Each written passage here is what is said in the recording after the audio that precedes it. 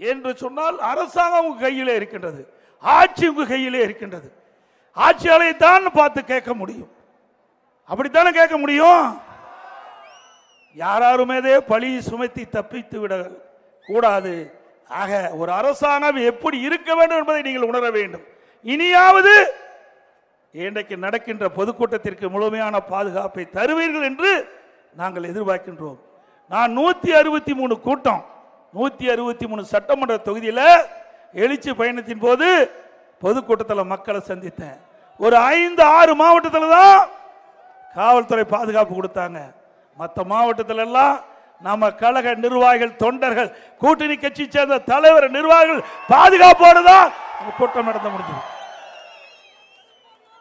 ஆக ஆளுங்கட்சி கூட்டம் நடத்தினா, முதலமைச்சர் கூட்டம் நடத்தினா, ஆளே இல்லாத பகுதியில் கூட அப்படியே சாரி சாரியாக காவலர்களை நிறுத்தி பாதுகாப்பு கொடுக்கிறீங்க. நான் வேண்டான்னு சொல்லல.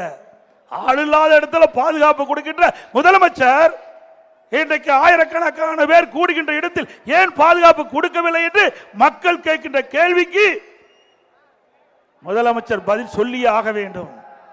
இதற்கெல்லாம் 2026 சட்டமன்ற பொது தேர்தல் வர இருக்கின்றது.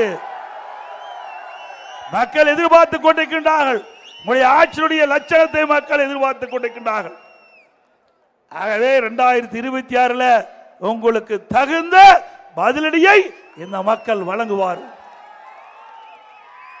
அது மட்டுமல்ல, விடியா திமுக அரசு, திரு ஸ்டாலின் மாடல் அரசு உயர் அதிகாரிகள், அதாவது செயலாளர் அந்தஸ்தில் உள்ள அதிகாரிகளை அவர்கள் செய்தியாளர்களை சந்தித்து இந்த ஆட்சியுடைய திட்டங்களை சொல்ல வேண்டும் என்று பணித்து இந்த 10 நாட்களாக செய்தியாளர்களை சந்தித்து அந்த துறை செயலாளர்கள், ஆட்சியாளர்கள் இட்ட கட்டளைக்கு இணங்க இந்த ஆட்சியில் என்னென்ன திட்டங்கள் செயல்படுத்துகின்ற விவரத்தை சொல்லி இருக்கின்ற செய்தி தொலைக்காட்சியிலே வந்தது.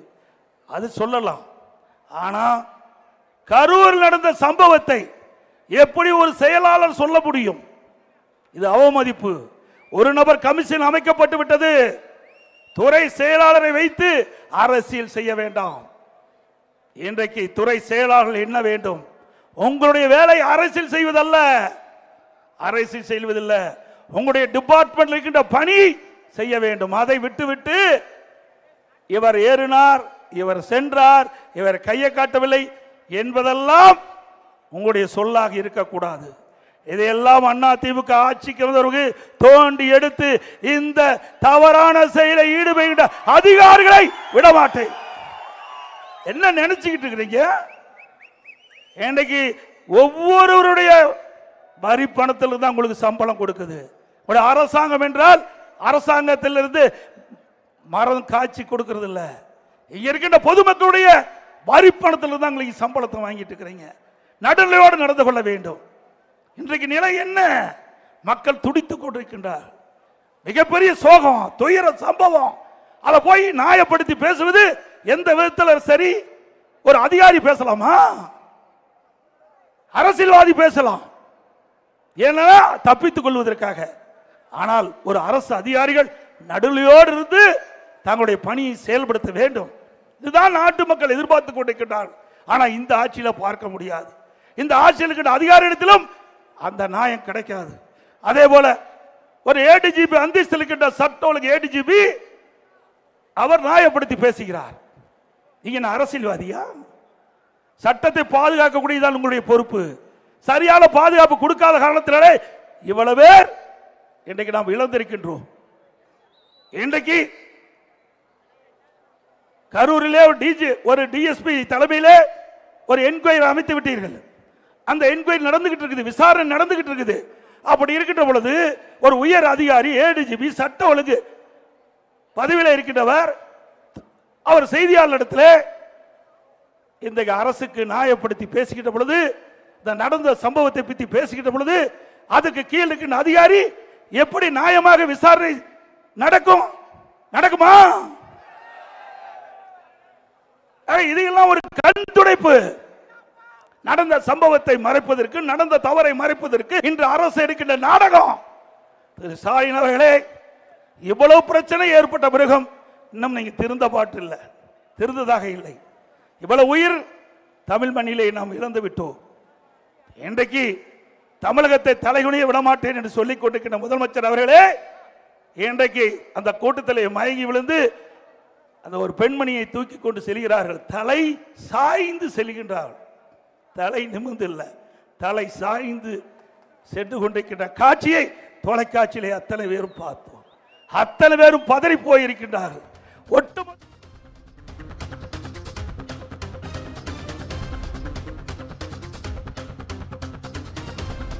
ஒட்டுமொத்த தமிழ் மக்களே பதறி போயிருக்கின்றார்கள்.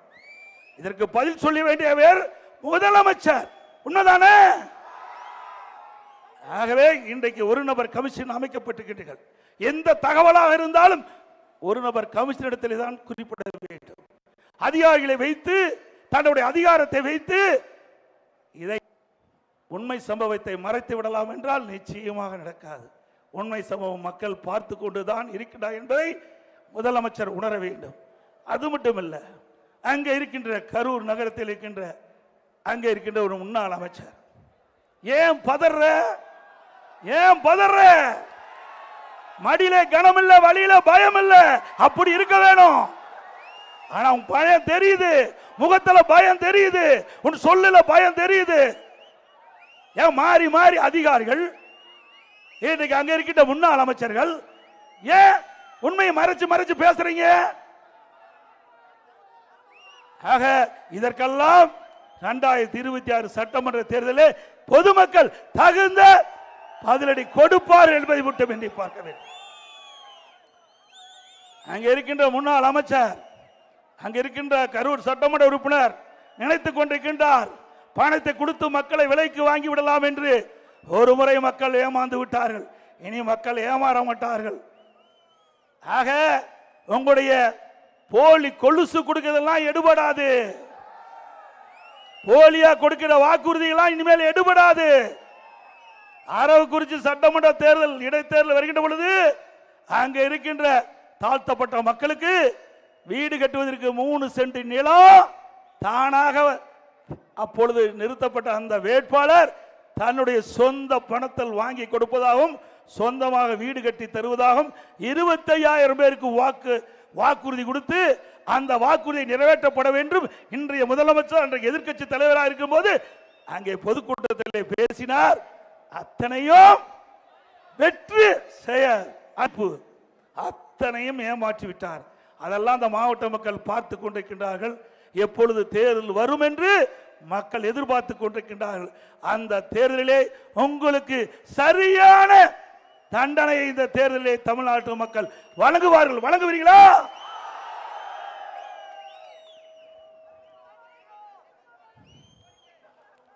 அதே போல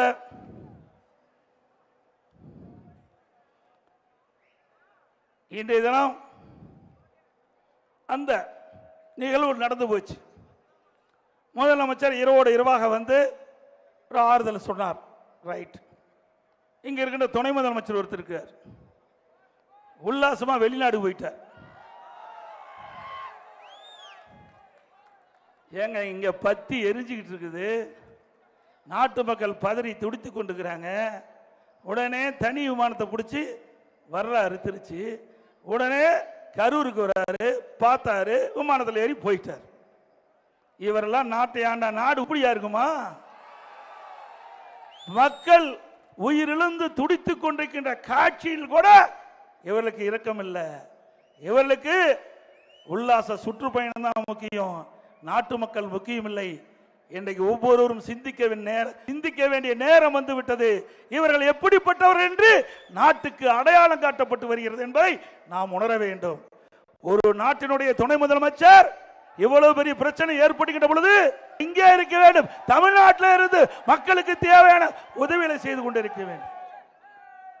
அந்த கூட்ட நெரிசலிலே சிக்கியவர்கள் யாரெல்லாம் பாதிக்கப்பட்டாங்க, அவர்களுக்கு எப்படி சிகிச்சை அளிக்கிறீங்க, யாரெல்லாம் குணமடையக்கூடிய சூழ்நிலையை உருவாக்க வேண்டும் என்பதையெல்லாம் திட்டமிட்டு செயல்படுத்தியிருந்தால் ஒரு நல்ல துணை முதலமைச்சராக இருக்கலாம். ஆனால் அதெல்லாம் எதிர்பார்க்க முடியாது. திரு கருணாநிதி குடும்பத்தில் அதெல்லாம் எதிர்பார்க்க முடியாது.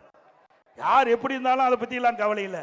தன் குடும்பம் செல்வாக்காக இருக்க வேண்டும். தன் குடும்பம் அனைத்து மக்களுடைய சுரண்டி உல்லாச வாழ்க்கை வாழ வேண்டும் என்பதுதான் ஆட்சியாளருடைய குறிக்கோளாக இருக்கின்ற என்பதை நாம் எண்ணி பார்க்க வேண்டும். ஆக இனியாவது அரசியல் கட்சி நடத்துகின்ற கூட்டத்திற்கு முழுமையான பாதுகாப்பு கொடுங்கள். இந்த கட்சி அந்த கட்சி என்று பிரித்து பார்க்காதீர்கள். எல்லாம் தமிழ்நாட்டு மக்கள், நம்முடைய சகோதர சகோதரிகள். யார் இழந்தாலும் நமக்கு இழப்பு, அதை முதல் உணர வேண்டும். திமுக உணர்ந்த பாடில்லை, திமுக உணர்ந்த பாடில்லை. இன்றைக்கு அவர் கூட்டணியை அங்க வைக்கின்ற கட்சிகள் பேசுகின்றன, ஜால்ரா அடிக்குது. விடுதலை சிறுத்தை திருமாவளவன் பேசுகிறார். உண்மையாவே மனசாட்சியோட பேசுறீங்களா? சிந்திச்சு பாருங்க. மனசாட்சியோட நீங்க பேசுறீங்க. 41 உயிர் இழந்து இருக்கின்ற இந்த நேரத்தில் ஏதோ குற்றச்சாட்டை சொல்லி ஆட்சியாளருக்கு தூபம் போடுவதை விட்டு விடுங்கள். இதே திருமாவளவன் திருச்சியிலே நீங்க மாநில மாநாடு நடத்துறீங்க. நீங்க எப்படி எல்லாம் உங்களை அலக்களிச்சார்கள் என்பது நீங்களே வெளிப்படுத்துறீங்க. இதே இடது கம்யூனிஸ்ட் விழுப்புரத்தில் மாநில மாநாடு நடத்தினாங்க. முழுமையா எங்களுக்கு அனுமதி கொடுக்கல என்று பத்திரிகையிலே வலைதளத்தில் வந்த செய்தியை மறந்துவிடாதீங்க. உங்களுக்கும் இதே நிலை ஒரு காலத்தில் வந்தே தீரும் என்பதை நீங்கள் எண்ணி பார்க்க வேண்டும். இதே அனைத்து இந்திய அண்ணா திராவிட முன்னேற்ற கழக ஆட்சி அம்மா இருக்கின்ற பொழுதும் சரி, அம்மா மறைவுக்கு பிறகும் சரி, ஆயிரக்கணக்கான போராட்டம், ஒரு போராட்டம் இரண்டு போராட்டம் அல்ல, ஆயிரக்கணக்கான போராட்டம் தமிழகத்தில் நடைபெற்றது. அத்தனை போராட்டத்துக்கும் அனுமதி கொடுத்தோம், அத்தனைக்கு பாதுகாப்பு கொடுத்தோம். எந்த சம்பவம் இல்லாம எல்லா கட்சிகளும் போராட்டம்.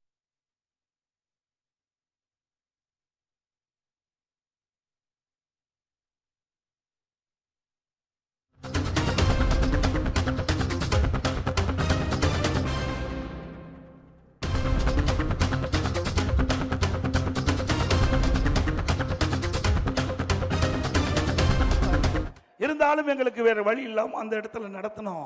ஆனா இதே திராவிட முன்னேற்ற கழகம் அண்ணா திமுக ஆட்சி நான் முதலமைச்சர் இருந்த பொழுது 2 முறை அந்த கரூர் பஸ் நிலையத்துக்கு அருகில் இருக்கிற ரவுண்டானால நாங்க இங்க பொதுக்கூட்டம் நடத்துறதுக்கு அனுமதி கொடுத்தோம். இதுதான் அண்ணா திமுக.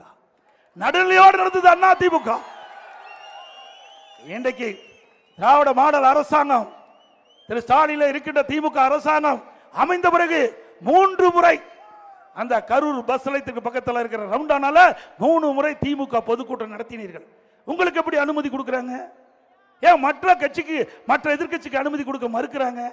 ஆக வேண்டுமென்றே திட்டமிட்டு எதிர்கட்சியை ஒடுக்கின்ற சூழ்நிலையை நீங்கள் கடைபிடித்தால் உங்களுடைய கட்சி எதிர்காலத்தில் காணாமல் போயிருப்பதை எண்ணி பார்க்க வேண்டும்.